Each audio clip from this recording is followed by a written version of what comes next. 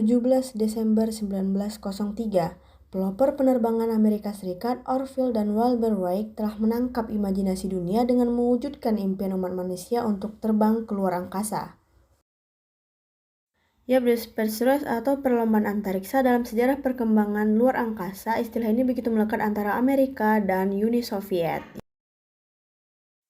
Nah, istilah ini muncul pertama kali pada tahun 1957, tepatnya tanggal 4 Oktober, ketika Uni Soviet berhasil meluncurkan sebuah satelit tanpa awak bernama Sputnik 1.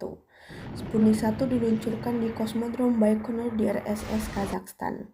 Sebulan setelah Sputnik 1, mereka kembali meluncurkan satelit bernama Sputnik 2. Yang kala itu diawaki oleh seekor anjing bernama Laika. Namun misi kedua Soviet ini gagal, Sputnik 2 meledak dan Laika tewas. Melihat Soviet yang sudah 2 kali meluncurkan satelit, Amerika pun tak tinggal diam. Awal Desember tahun yang sama, Amerika Serikat mencoba meluncurkan satelit bernama Vanguard. Sayangnya, misi tersebut gagal karena sebelum peluncuran, roket dan satelitnya meledak di landasan peluncuran.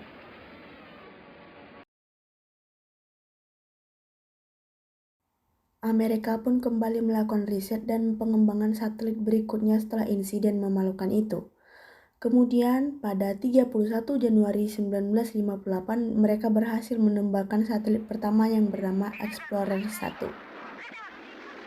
Explorer 1 diluncurkan pada pukul 22.48 waktu timur. Dan akhirnya misi Amerika Serikat ini pun berhasil. Pada 12 April 1961, Rusia mengirim manusia pertama keluar angkasa yaitu Yuri Gagarin dalam misi Vostok 1.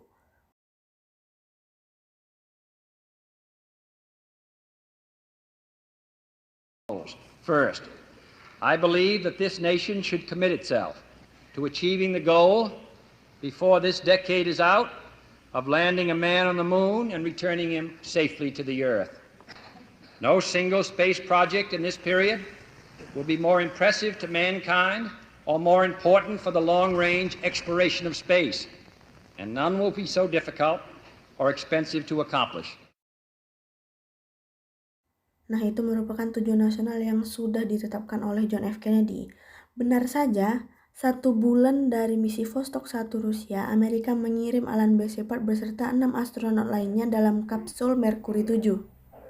Nah, kapsul Mercury 7 ini berangkat pada tanggal 5 Mei 1961.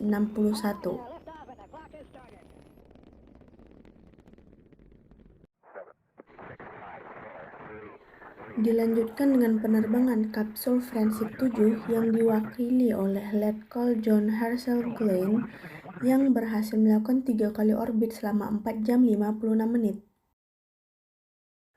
Hingga pada tanggal 20 Juli 1969, astronot Neil Armstrong dan kawan-kawannya mendarat di bulan dalam misi Apollo 11.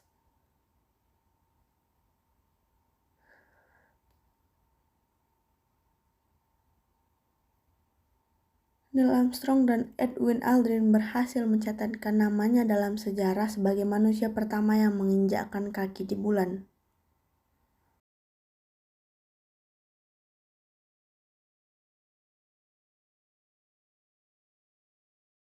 Misi tersebut dilanjutkan oleh Apollo 12 pada November 1969, Apollo 14 pada Februari 1971, Apollo 15 pada Agustus 1971, Apollo 16 pada April 1972, dan Apollo 17 Desember 1972. Dan setelah misi Apollo 17 tidak ada lagi yang mengirimkan manusia ke bulan. Dikarenakan penerbangan berawak ke antariksa selalu menyedot banyak dana, sehingga pada 1970-an NASA mulai mengembangkan pesawat ulang-alik dan berhasil menerbangkan pesawat tersebut di Columbia pada Juni 1981.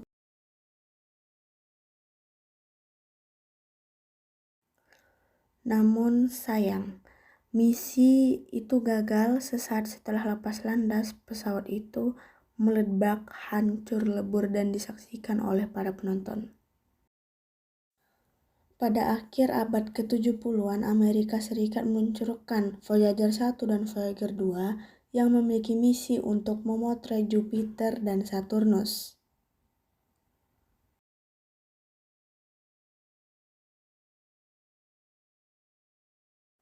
Pada 20 November 1998, Amerika dan Rusia membentuk Stasiun Luar Angkasa Internasional atau ISS yang merupakan satelit terbesar buatan manusia. Selanjutnya perkembangan teknologi luar angkasa Indonesia yang dimulai pada tahun 1976 dengan peluncuran satelit pertama Indonesia yaitu Palapa A1. Satelit Palapa A1 diluncurkan pada tanggal 8 Juli 1976 dengan roket Delta 2914 dan beroperasi sejak tanggal 9 Juli 1976 hingga 1983 di 83 BT. Sebenarnya pada tahun 1986, Indonesia sempat memiliki astronot pertama yang bernama Profesor Dr. Pratiwi Sudarmono. Beliau ditugaskan untuk ikut misi STS-61H yang bertujuan untuk mengirim satelit Palapa B2P, Skynet 4A, dan Westar 6S ke orbit bumi. Pratiwi seharusnya berangkat pada tanggal 24 Juni 1986 dan pulang kembali 1 Juli 1986. Namun misi dibatalkan karena adanya kecelakaan pesawat Challenger.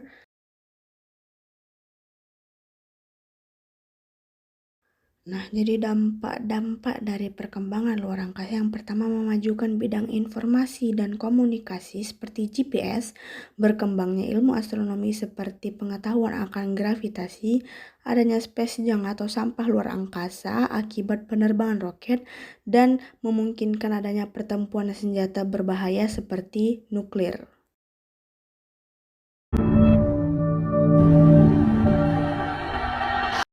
Teknologi komunikasi dan informasi sesungguhnya sudah mulai dikenal manusia sejak beratus-ratus abad yang lalu. Sejak manusia diciptakan di bumi, manusia ini sebenarnya sudah mulai mencoba berkomunikasi dengan simbol-simbol dan isyarat.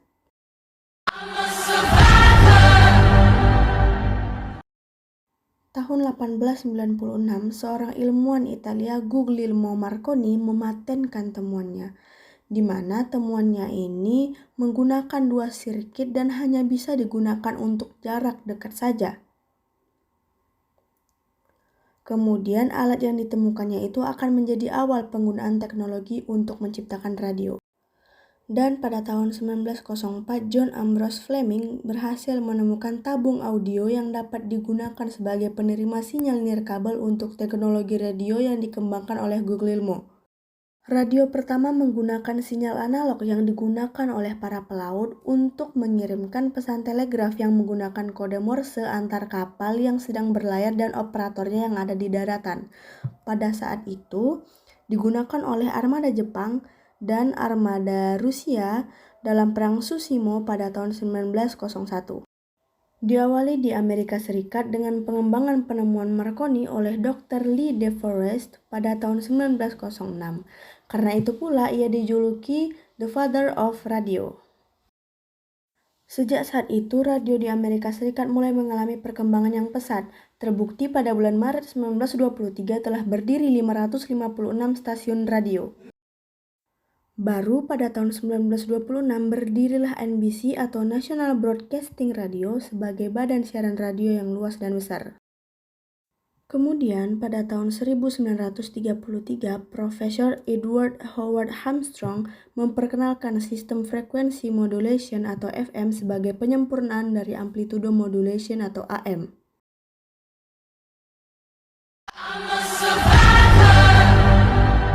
Salah satu tonggak penting dalam perkembangan teknologi informasi komunikasi di dunia dimulai pada tahun 1875, ketika Alexander Graham Bell menjadi orang pertama yang mematenkan telepon yang dapat bekerja.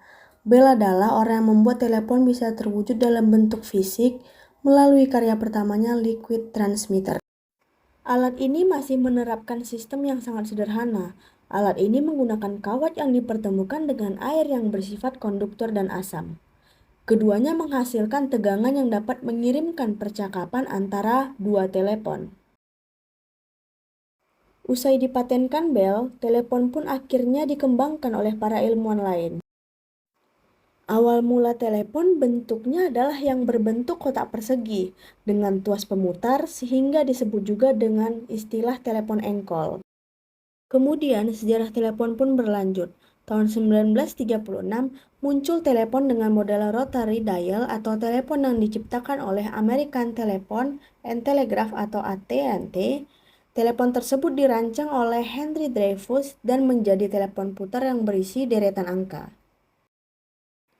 Kemudian pada 1970-an mulai ada telepon tombol. Selanjutnya, pada tahun 1983 muncul handphone pertama di dunia yang memiliki berat 1,1 kg dengan antena di bagian atas ponsel. Setelah itu, telepon terus berkembang sampai sekarang. Hal ini dibarengi dengan munculnya ponsel-ponsel dengan merek-merek Nokia, Sony, Samsung, dan lain sebagainya. Selanjutnya dampak yang ditimbulkan. Yang pertama, mempermudah dalam berkomunikasi. Yang kedua, informasi lebih cepat diterima. Yang ketiga, kehilangan kemampuan berbaur. Dan terakhir, tingkat kriminalitas tinggi. Saya Sulis Ariska, sekian, terima kasih.